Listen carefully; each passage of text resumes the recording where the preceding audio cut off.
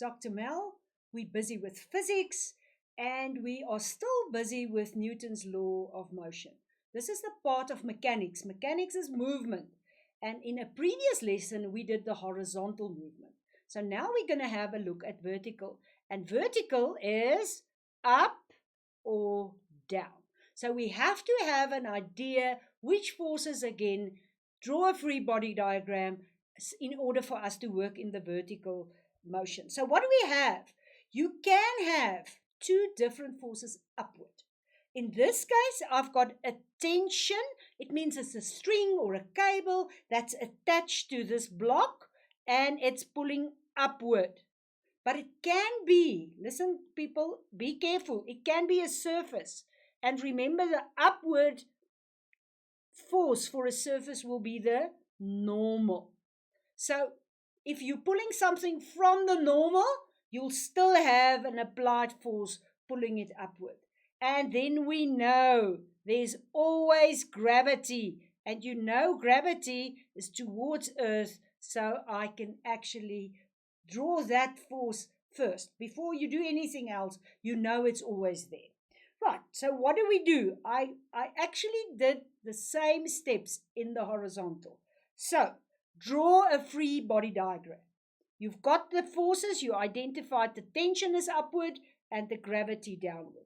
Secondly, you have to determine the direction of the motion. Now, why is this important? Well, if this object is moving up, what do you think will the difference in the two forces be? If it's moving upward, the force to the upward side will be greater than the force downward. So how would you describe that in terms of Newton's law and resultants, or F net? I will then say the F net is the upward force minus the downward force. That if it's up. So that's why this direction is so important. When it's moving down, it could move down. When it's moving down, I know the downward force is then greater than the upward force. I will again determine the F net with the downward force now minus the upward. So you cannot work with Newton's laws if you firstly do not have a free body diagram. Secondly, identify the direction so that you know which one will you deduct from which force. And then finally, you apply Newton's law. And remember, that's the net force. So it would either be the tension minus the gravity. Let's think again. That's when it's going up. Or it will be the gravity minus the tension. Let's think about it. Then it's moving down. And then you'll have the mass. You might be asked to calculate the acceleration, or they might ask you a few other questions. But this is the core of Newton's questions. They'll always apply Newton's second law. So make sure that you know the directions in order for you to do a calculation. An example is, for instance, a constant force of 70 Newton is applied vertically to a block. So you've got a rope or a cable attached to this 5 kilogram block and you're pulling it up. And the force is 70 Newton. So we know the tension is 70 Newtons. They asked me to calculate the acceleration, but they also gave me, have a look at this, the mass. Now, as soon as I've got the mass, I always have the gravity. So remember what we did just now when we did the free body diagram. We actually said we've got a force upwards, Ft, and now you know the value. And you've got a force downwards, Fg. And let's just have a look. Can you calculate the value of that force? Sure, because you've got the Fg will be m times 9.8. Let me quickly give you a second to do that calculation. 5 times 9.8 will give you a value of 49 Newton. Right, so what did we do? We identified the forces. The upward force is 70 Newton. The downward force is 49 Newton. Now think about it. In which direction will this object, this block, move? Well, if this is greater than that, it will move upward.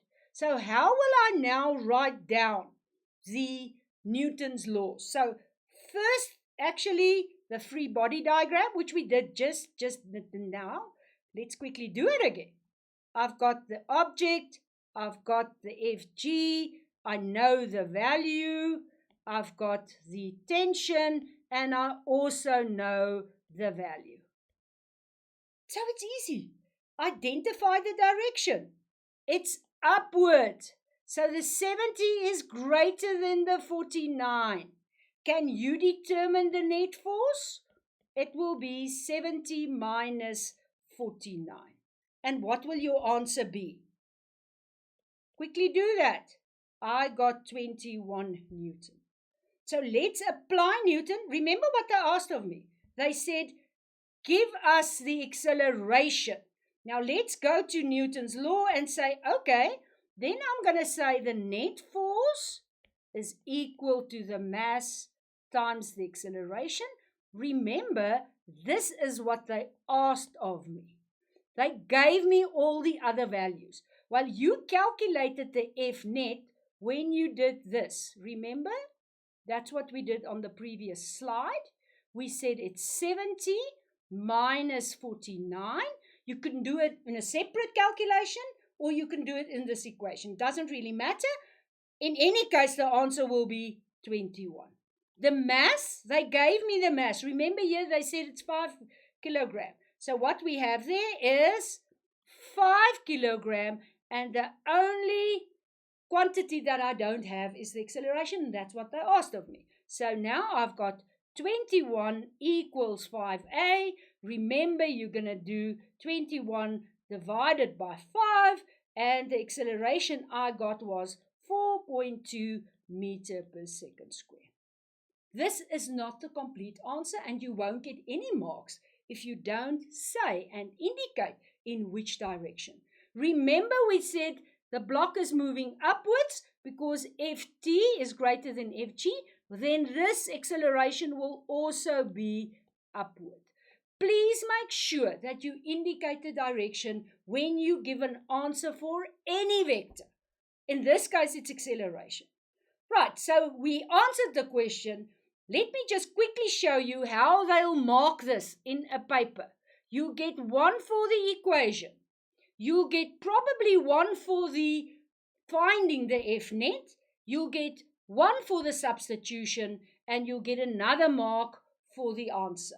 So make sure, even if you make mistakes, that you write down the equation, that you do work out the F net, and that you actually substitute that into the equation. In many cases, you work with wrong values, but you'll still get marks because you're applying Newton's law correctly. Right. Do you know the definition of Newton's second law? Remember, I'm quickly going to repeat it. Newton's second law said the acceleration and the force will be in the same direction. Newton said the net force, no? Second thing, he said the acceleration is directly proportional to the force, and finally the acceleration is inversely proportional to the mass. So make sure that you've got that in words so that you get all your marks. Finally, can you draw a force diagram? Can you draw a free body diagram? And can you do a calculation with Newton's second law? We often get vertical and horizontal in one calculation. So we'll have a look at that at a later stage. In the next phrase, we are going to look at slopes. So make sure you can do vertical, make sure you can do horizontal, and then finally, in the next clip, we're going to do the slopes. I hope you enjoy physics as much as I do. Bye-bye.